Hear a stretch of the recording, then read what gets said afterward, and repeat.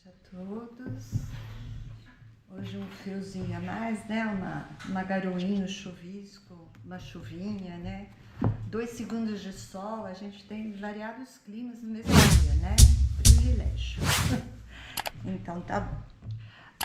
Hoje a gente vai conversar sobre o mesmo livro que a gente vem acompanhando todas as segundas-feiras, que é o Caminho, Verdade e Vida.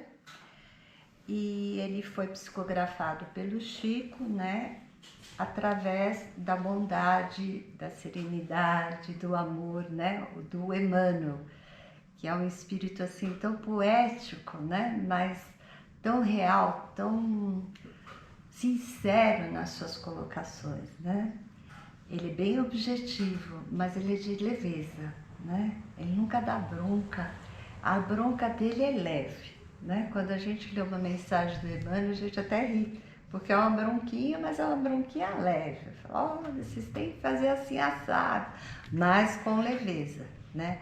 Por isso a importância da gente pegar os livros, ler mensagens. Quem não gosta de ler um livro inteiro, tem um livro de cabeceira, sempre para nos trazer a consciência, né? Nos alertando ainda mais. Porque o nosso dia a dia, mesmo os dias que são mais calmos, os dias que são mais tranquilos, daqueles que já não trabalham mais, não trabalham tanto, eles nos pegam, né?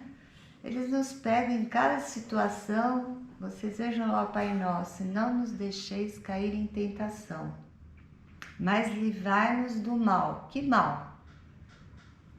Que mal? É aquele mal que o Paulo falava, né? Todo bem que eu quero fazer eu não consigo, mas o mal que eu não quero, eu faço. O que ele queria dizer?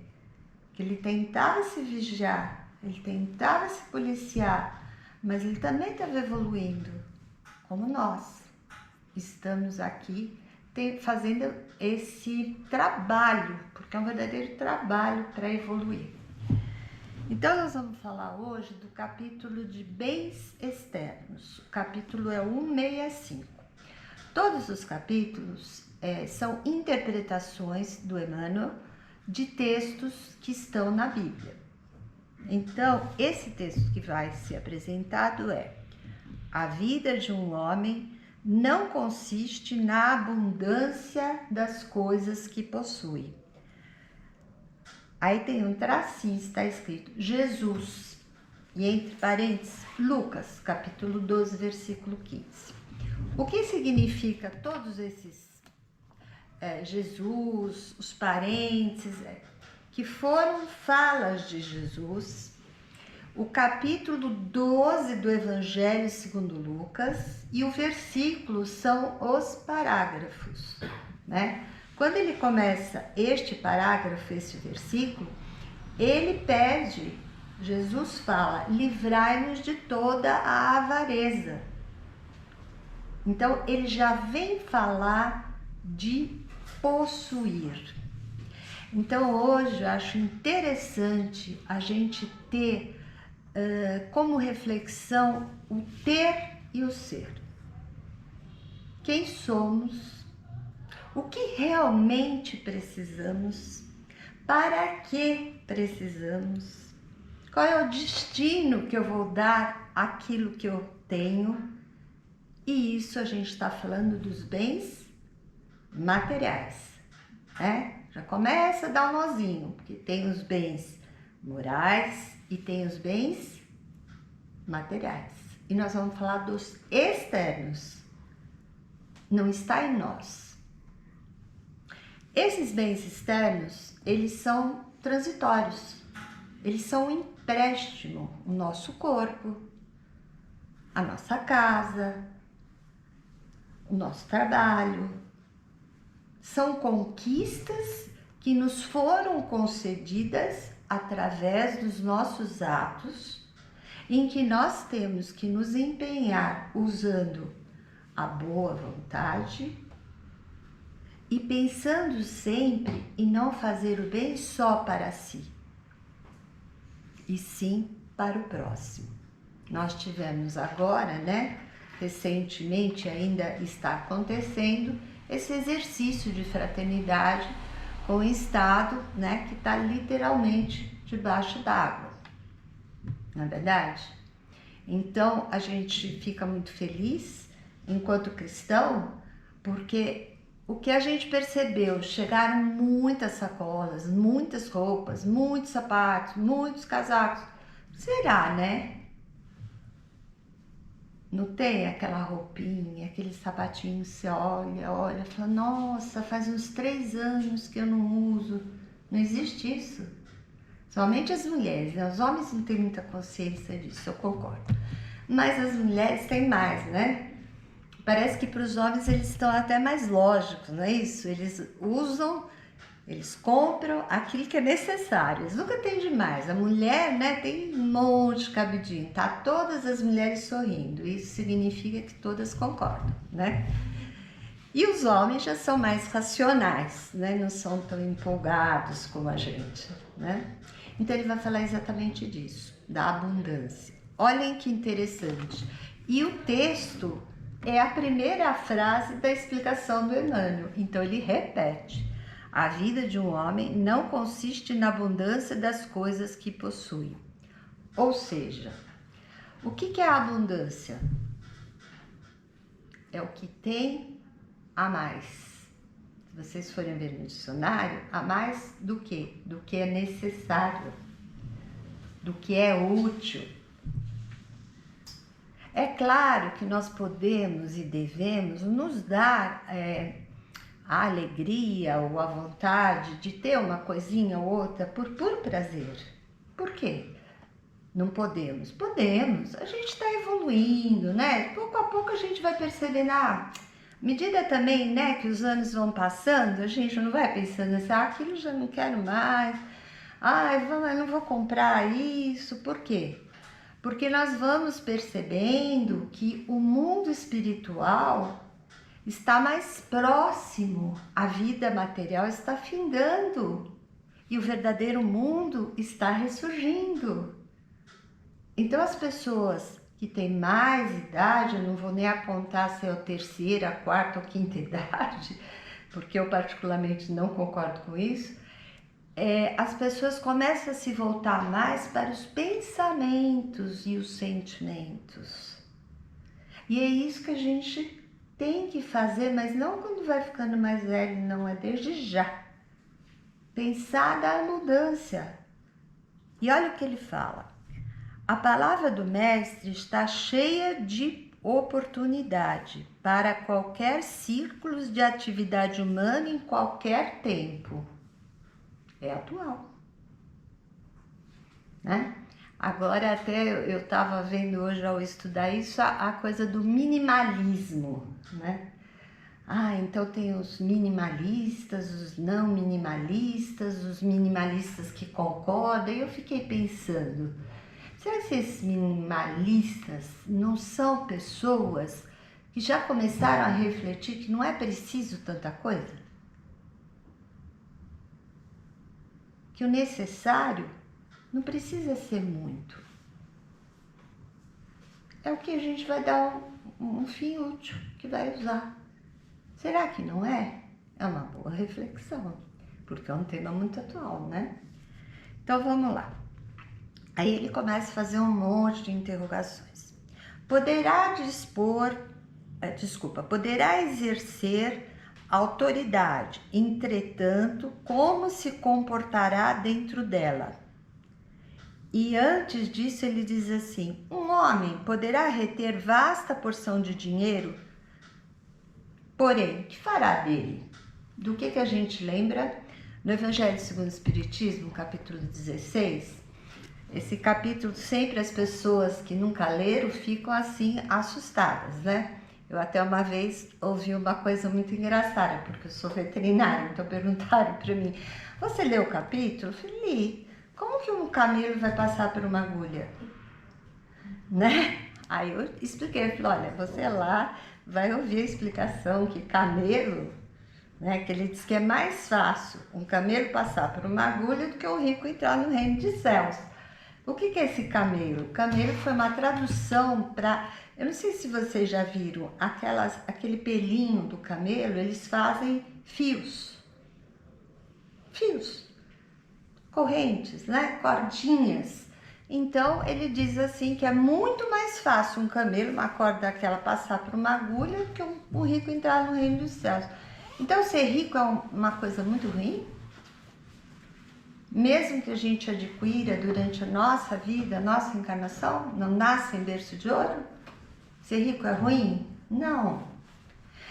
É como nós vamos fazer uso dessa riqueza. Como nós vamos exercer essa autoridade. Vamos juntar numa situação só. Então nós trabalhamos numa empresa, existe o chefe, o subchefe, o diretor, o presidente. Estas pessoas têm autoridade, são pessoas de um bom poder aquisitivo, mais do que tudo será cobrado delas a boa consciência. Os funcionários felizes, uma justiça com as horas de trabalho, o ambiente em que eles estão trabalhando tem que ser um ambiente saudável. Isso é o mínimo que se é necessário. Eu não sou uma administradora, então talvez alguns de vocês aqui tenham pensado até em mais coisas, não é? Porque isso é um bem externo. A riqueza, a autoridade é externo. Porém, é um meio também de exercício para a evolução. Porque se você é um rico que só adquire, o que fica muito, muito perturbador dentro de você? Egoísmo, ansiedade. Pode prestar atenção. Quem nunca está satisfeito com o que tem, está sempre ansioso para ter mais, não é assim? E a preocupação hoje? Esse roubo. Vamos colocar 50 seguranças, como chama, um sistema de alarme, a tecnologia, não sei mais o que. Para quê? Eu não vou distribuir. Não, eu tenho casa, mas ela que fique fechada. Não, não é assim. A gente tem que administrar. Olha, a gente tem empréstimo. E os juros desse empréstimo é no mau uso. Então, numa outra encarnação, a gente não sabe em que condição a gente vai voltar. Talvez tenha que voltar numa condição bem diferenciada, bem diferente da atual. Para quê? Né? Para sofrer na pele aquilo que a gente não viu que os nossos, que os nossos companheiros, aqueles que nos servem, que fazem o nosso dinheiro se mover, tiveram. Vamos continuar. Terá muitos projetos elevados? Quantos edificou? É aquela pessoa que fala, eu vou fazer uma creche, eu vou fazer uma escola, eu vou mandar pavimentar todo o bairro, e fica só no eu vou, né? Ele vai, mas nunca vai. Não é assim? Ele faz projetos, tem ideias maravilhosas, a inteligência dele trabalha, mas é uma asa só do espírito, a outra é a moral. Aí ele pega todos os projetos dele, enfia na gaveta, né? E quando ele voltar da outra encarnação, ele não vai achar. Ele vai ser cobrado. Olha aqui, ó, os seus projetos ficaram lá, não vieram na sua bagagem. Quanta coisa para a gente pensar, né? Poderá guardar inúmeras ideias de perfeição, mas está atendendo aos nobres princípios de que é portador? Esse eu acho que vale para nós, palestrantes. Para nós, aqui todos, espíritas cristãos. Eu sempre digo isso porque eu me questiono demais. Eu, quando venho fazer o evangelho, já comentei isso com o Júnior até, e outras pessoas. A gente fica... Eu não sou tímida, vocês sabem disso, mas eu fico um pouco constrangida, porque muitas vezes eu venho falar de uma mensagem, mas tem coisas aqui que eu ainda não consigo fazer. porque também estou evoluindo. Então, serve para mim, ao mesmo tempo que é difícil falar para o outro, né? A gente chegar ao defeito do outro é fácil, a gente vê os nossos é que fica difícil. Olhar no espelho fica uma coisa muito complicada, né? E é o que mais a gente tem que fazer. Mas não é para ver as rugas, né? É para ver que nós temos dentro de nós um depósito de qualidades, de sementes que Deus colocou na nossa alma, na nossa essência, para que nós trabalhássemos e germinasse. Para isso nós vamos ao espelho, em busca de nós mesmos. E nós não somos o outro. E o outro também não pode fazer com que nós tenhamos outra atitude. A reforma começa aqui, de dentro para fora. Contará muitos anos de existência no corpo. No entanto, o que fez do tempo? Viveu 100 anos. Mas que história ele tem para contar? Vamos pegar como exemplo hoje o Divaldo, né? O Divaldo Pereira Franco. Eu muito respeito, estudo muito obras da Joana, fiz vários cursos e cada vez mais eu busco. 96, né? Ou 97, por aí. Lúcido, alegre. Todas as palestras, ele brinca, ele faz as pessoas rirem. Ele fala o que ele tem que falar. Com educação, com princípios, mas trazendo... Acorda, pessoal. Acorda, mas acorda para o mundo não desesperado, não sem fé, não sem consciência, mas com força.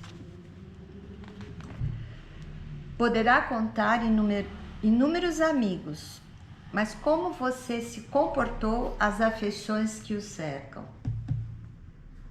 Essa aqui eu vou deixar para vocês pensarem. Quem são os amigos realmente? E como é que a gente se comporta? Será que o verdadeiro amigo é aquele que diz sim, sim, sim, sim? Bate, abraça, dá beijo, nunca dá bronca. Você está doente, não te socorre. Você incorreu num erro? Vem aqui, vou te falar, olha, todo mundo erra. E Deus dá oportunidades inúmeras. É só a gente querer. Eu estou aqui, meu amigo. Eu vou te apoiar, mas não vou te julgar.